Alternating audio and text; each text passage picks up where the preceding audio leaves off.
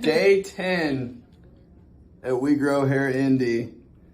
The grafts are all intact.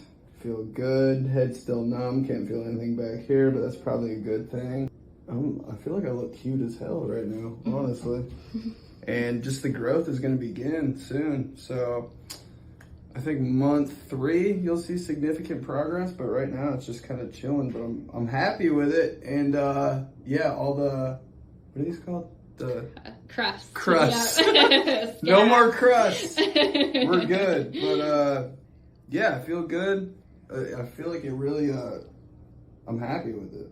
Like the first time I had my hair transplant, I was freaking out a little bit because I was like, oh my God, they're falling all over the ground and everything. But now it's like, I get it. I understand. I'm a veteran in the game. But yeah, day 10 feels good. No pain. No pain the whole time, which was nice. And just waiting for the hair growth and we'll be good.